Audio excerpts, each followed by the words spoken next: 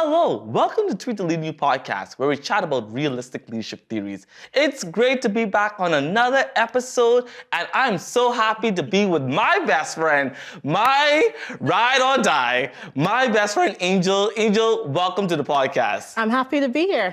Listen, it's always good to have friends who supports your vision and all that good stuff, and it's always good to have persons like you. You've been there through the thick, the thin, to everything. I think that you see everything about me so far. Yeah. And it's always good to have this great conversation. On today's podcast, we're going to be talking about the importance of reflection and how it impacts you and where we're going. And so, Angel, I want to start the conversation off today and ask you, why is reflecting important to you? I think reflection is important because it helps you to be a better person. So you have to look at your toxic behaviors or your imperfections and realize, okay, moving forward, what did I do wrong? Where do I go from here? And I learned through my career, my personal life and everything, even when I was in school, I learned that reflecting is very well, and it keeps me grounded, it keeps me humble, it keeps me respect. Respect is very important. So it helps me respect certain situations, certain people, different views. So that's why I reflect a lot. Yeah. Do you think it's hard to reflect sometimes? Oh, yes. Because I feel like it kind of forces you. I don't know if I should use that word. Yeah. It forces you to open your eyes and be like, wow, I actually did these things. I said these things.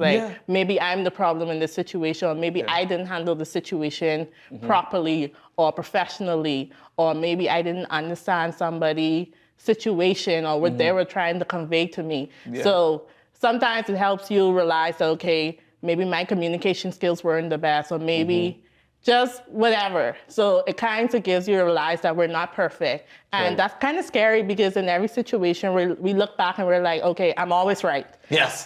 Yeah. And that's what we tend to do. Yeah. We're like, I'm right in this situation. Yeah. My theory is right. My opinion is right. Everything. So when you reflect, it kind of gives you an idea like, wow, okay, let's take a step back. Yeah. No, this is not right. And, you kind of realize that maybe you do play a big part in a situation, in a problem that you kind of thought before you did the reflecting, you kind of thought that, I was in the problem. So I've realized that a lot. And then it also helps me to, when I go back and apologize to somebody, it makes me realize that, I was wrong, I didn't understand what you were trying to say, or I didn't understand your feelings or your emotions. And I think that's why reflecting is very good. Yeah, and I think it helps with evaluating all, like you said, all the negative effects, and sometimes it's so hard to hear those negative effects or hear those thoughts, because I started reflection actually last year, deeper, I would say last year, August, was where I started reflecting, because I feel that, like you said, you always be defensive and you always say, oh no, it wasn't me, it was you. It was you who always did that. And so I think that reflection helps you to examine how you can grow more and how you can be more mature when responding and all that good stuff. And so maturity brings a lot of different perspective. And I always try to tell people when I'm coming back from reflection, I would say, hey, I have reflected and I want to have this conversation. And do you feel that once you are vulnerable in that way and you go back to the individual, do you feel that there's more things they add on to the conversation and then you have to reflect again? Like how does that work? So it depends on the individual, because I find that a lot of time we are human. So a lot of time when we do have conversations, we're like, okay, we had this conversation, this is done. I don't want to hear about it no more. Yeah. And then sometimes we realize that we're reflecting on a situation. It could be sometimes late at night. Some people have their weekly reflection. I kind of do mine anytime I feel like it. I'll just be sitting on bed, just thinking about the situation. I'll be like, wow. And then when you go back to that individual, sometimes they don't want to hear what you have to say because they're over the situation. Right. But sometimes if they do want to hear what you have to say, they do tend to add more stuff on. And then it kind of just you just have to go with the punches. So you just have a conversation. I don't really go back and reflect more. I kind of, like, I did my reflection as a whole. I understand the situation. Whatever you come at me with, I'm just going to answer it because I already went with the intention of, okay, I played a part in the situation. I'm taking responsibility and I'm here to listen. Yes, So yes. I find that when I do that, I am more open to whatever else you want to add on to the situation. Right. And I am a little bit more calm and respectful. Yeah. Because listen, I mean, I think I was not that type of person where, you know, when you're in that instant moment, they're just like being very defensive to everything that person's saying. And I totally agree. Like, when I come back to the second thought, I'd say, I just want you to talk, and I just want to listen. And listen. Yeah, I don't want to be this back and forth thing because the back and forth thing does not work out, and it does not solve any situations and all that good stuff.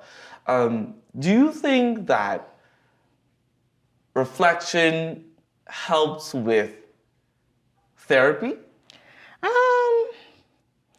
I would say yes and no. I'll say yes because sometimes when you reflect, like I say, you kind of understand your triggers. Also, you kind of understand where you're at, where you need to be, like I said earlier. So that could be a therapy situation, depending on what situation you're dealing with. And I can say no also because it depends on how you do your reflection. Because a lot of people still reflect back on a situation and be like, okay, I think I am right in this situation, and you're still wrong.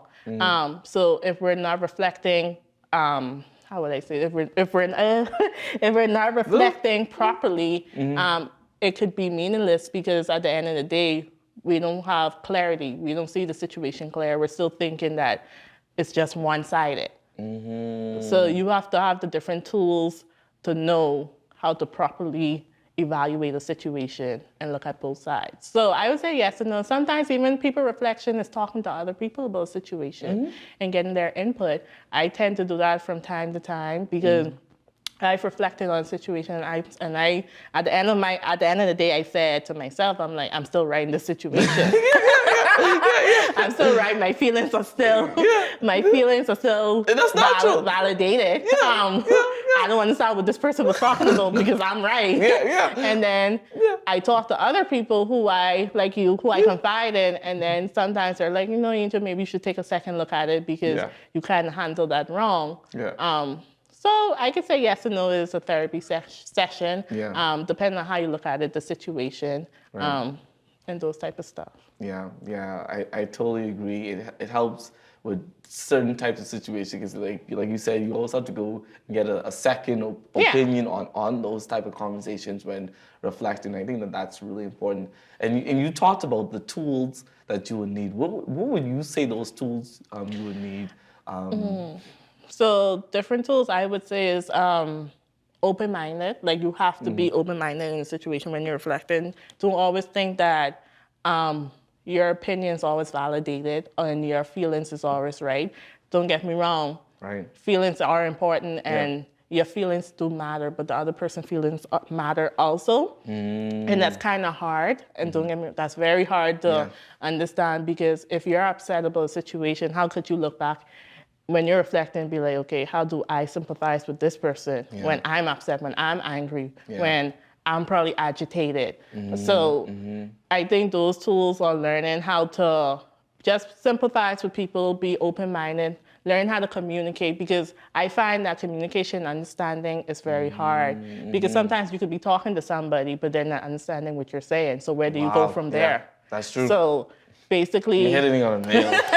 Hitting on the nail today, So like, where do you go from there? If that person you're communicating to isn't understanding, okay, so what are the tools you're going to use to kind of get them? Because you can't just say, oh, whatever, then whatever, forget it. You know, that's not the point of this conversation. The point is for you to understand my feelings and for me to understand your feelings. And then sometimes I could communicate, but if you're trying to communicate with me, we both have different communication styles. So I'm not understanding what you're trying to convey to me.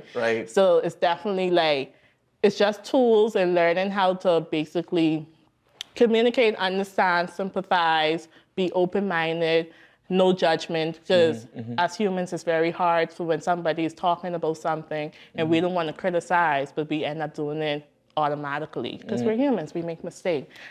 So I think those are very important, and the tools I've learned. I'm still working on it because those are hard.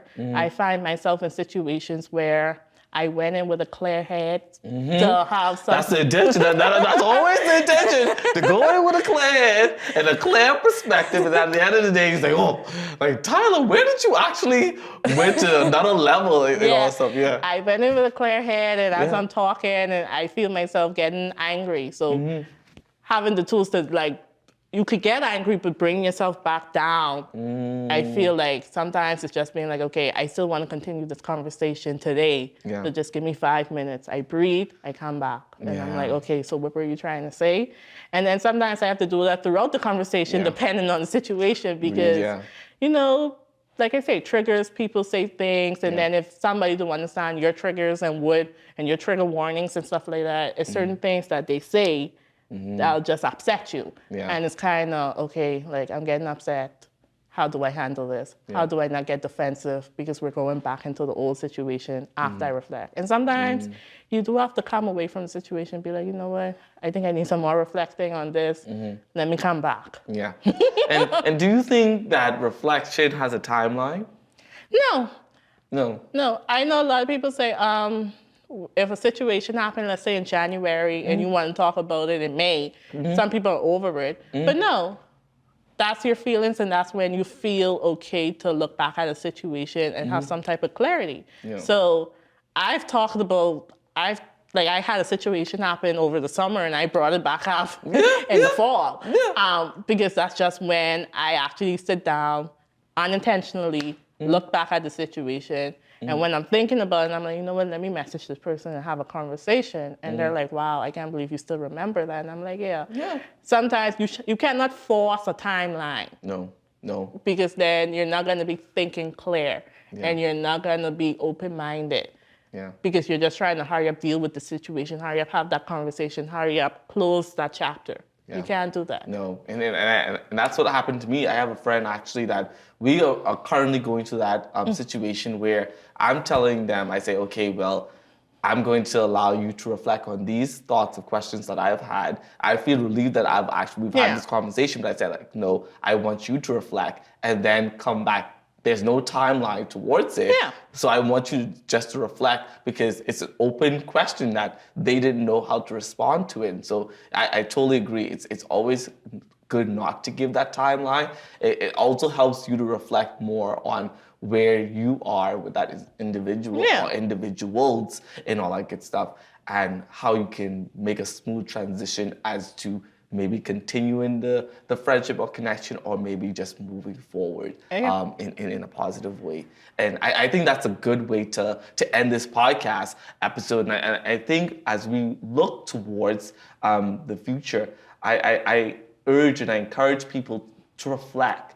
It helps with relationships. It helps with friendships. It helps with business partnerships and all that good stuff. And it helps with group and team ethics. And so I encourage you, reflect, because it helps you on the long run. Thank you so much for this episode. And Angel, thank you so much for coming on and allowing us to do this interview today. So Angel, how can people find you on your social medias? So I am on Instagram, so it's angel.deann, so angel.deann_, or Facebook at Angel Deann. I'm very friendly, so I'm open to having conversations, meeting new people, making connections and everything like that. Awesome. Thank you so much, Angel, and we'll see you soon, very soon. Thank you. Awesome.